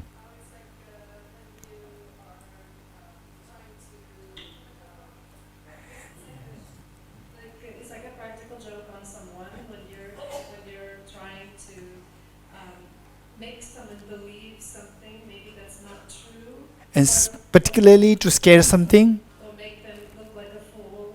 Yes. Make them look like a fool and scare them and put them on a facade, right? As well as you are not as well as you are a ghost, you go there and prank, right? It's like a joke to fool somebody. Okay, we all understand it? Okay. And with a prank, you are scared. When you disclose that it's a prank, your fear disappears. Why the fear disappears when you discover that it's a prank? Anyone?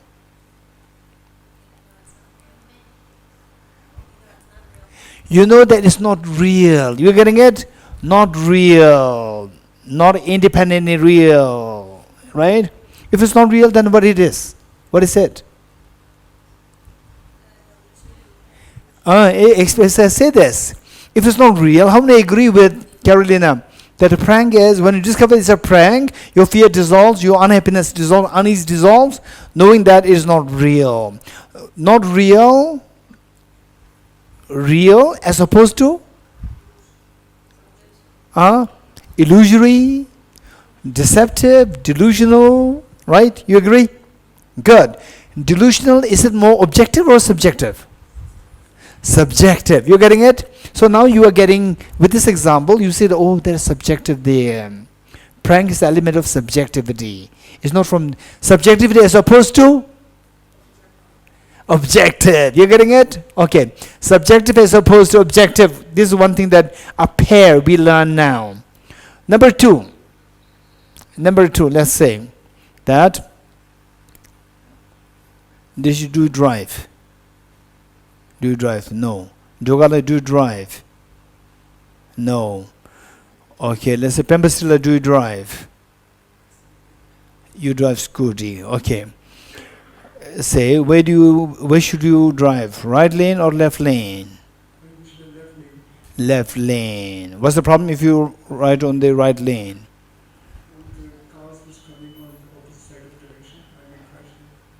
And if the cars come on your direction, what will happen?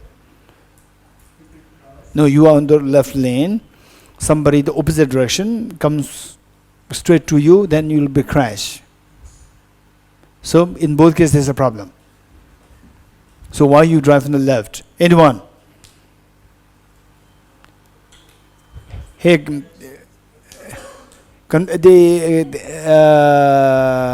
Rashmi, do you drive? You don't drive. Tenzila, do you drive? Yes. Where do you drive? Left lane, right lane? Oh, look, now two of them will clash. Right? Pembasila and Tenzila will clash. You getting it? Okay, Tenzila, tell me why right lane? The regulation in Korea. I follow the regulation in Korea. Okay, regulation. So what's the problem if you drive on the left lane? What's the issue? You'll be fine. You'll get fine. Okay, yes? Okay, fine means that you did something wrong. Yes, in Korea. In Korea. In Korea, you did something wrong. What's the wrong? The road will not tell you that you are on the wrong lane. Hey, listen to me. The road will not tell you that you are on the wrong lane. For people in India, if you drive on the right lane, you'll be most likely you have to pay penalty. Right? Road will not tell you that you are on the wrong lane. Yes or no? You agree? Road is the object of the subject. Hey, road is the object of the subject. Road is the object. Object will not tell you is right or wrong. Who will tell you is right or wrong? Somebody there, policeman, right? Policeman is what? The object of the subject. Policeman thinking, right? That is the more for this subject. And what makes the policeman say that this lane is correct and the other lane is wrong? Hey, what makes the policeman say that This lane is correct and the other lane is wrong. Raise hands. Convention. You're getting it? Your name? Isabel. Convention. You're getting it? Okay. Convention. Who is that Mr. Convention? Who is that Mr. Convention who decided all these things? What do you mean by convention? Anybody? What do you mean by convention? Anybody? Yes. The rules. Who created the rules? The people. Right? People's body create the rule or the mind create the rule? Mind. Mind is subject or the object? Mind is subject or the object? Subject. You're getting it? So we see that even the travel rules are purely subjective. Convention, as Isabel said, is pure convention. Convention has a connotation of subjectivity. You're getting it? So we see that traffic rules is related to the subject as opposed to, subjective as opposed to objective. You're getting it? So we see that subjective as opposed to objective, and convention as opposed to ultimate. You're getting it? Convention as opposed to ultimate. Okay. Next, dependence as opposed to dependence as opposed to independence. Deceptive as opposed to true. You're getting it? We have learned these pairs.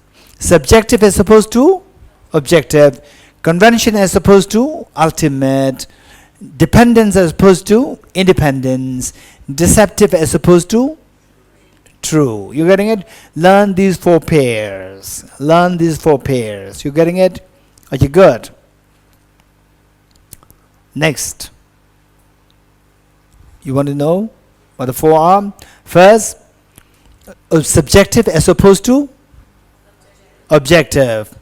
Convention as opposed to ultimate. Then dependence as opposed to independence. Deceptive as opposed to true existence. Very good. Remember these four sets. You're getting it? Okay. Next. And look, same subjective.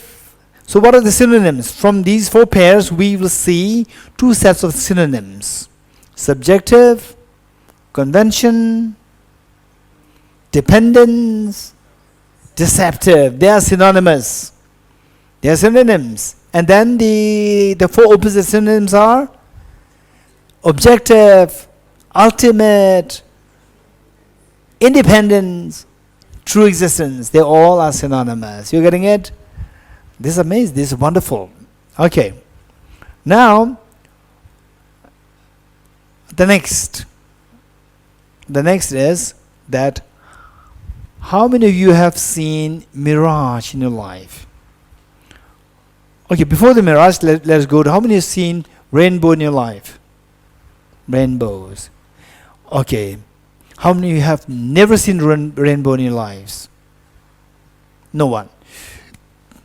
No one. Good. Say that you are looking to the opposite side, which means to where you are looking at now. 1 kilometer away from you, you see a rainbow.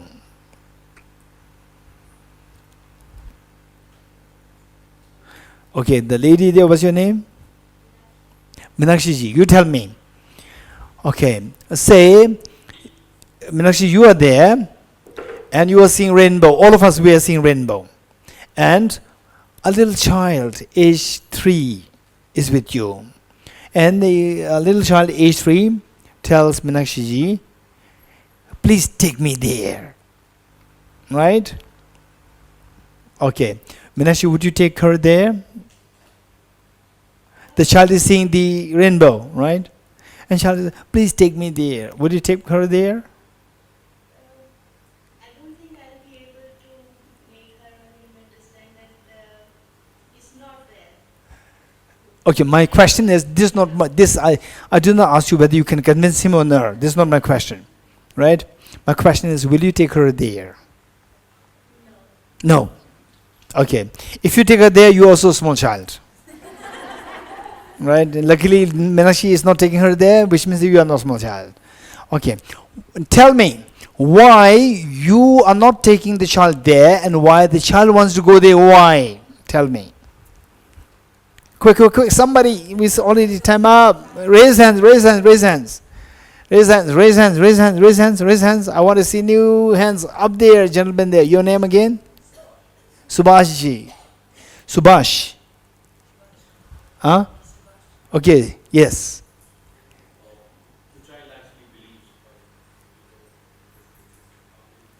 I say it again. Yes, yes, yes. Child believes. Okay. How many agree with Subhaji? Raise hands. Good. Child believes that the rainbow is really there, real there. And we know that is not really there. My next question to you, right, is does the rainbow exist? Huh? Huh? Louder. Yes. If yes, where is it? Where is it? Hey, now loud. Hey, louder. Where is it? There? In your eyes or in between where? Where is it? Rashmiji is saying eyes. Kamalji is saying eye consciousness. Right? So we all go to Kamalji's eyes. Because the rainbow is there in her eyes. Right? Where is it? Rashmiji, we all go to Rashmiji. Half can go to Rashmiji, half can go to Kamalji to look their eyes, right? The rainbow is there. Where is the rainbow? This is my question. Where is it? Huh? So mental? So it's not out there. We can take a photograph of this. We can take a photograph of the rainbows, right? Where is it? Yes. Where? In the sky, in between. Yeah, I know. Where are the raindrops? In the sky, in between us? In between, not there. Not there. Are you sure? So why the rainbow is not appearing in between? Why it is appearing there? Where? Because the conditions are there. Rainbows are drops are there.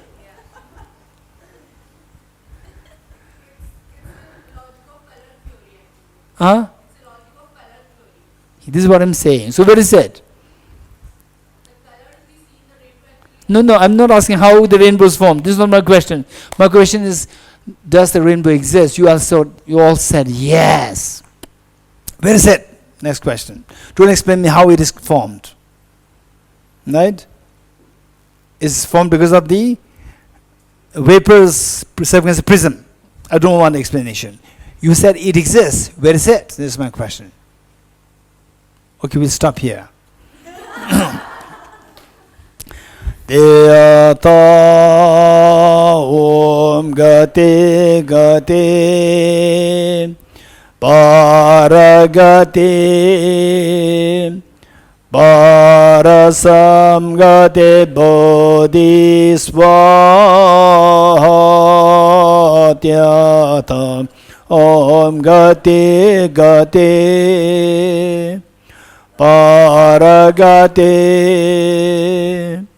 Parasam Gati Bodhisvatyata Om Gati Gati Paragati Parasam Gati Bodhisvaha. Three persons together.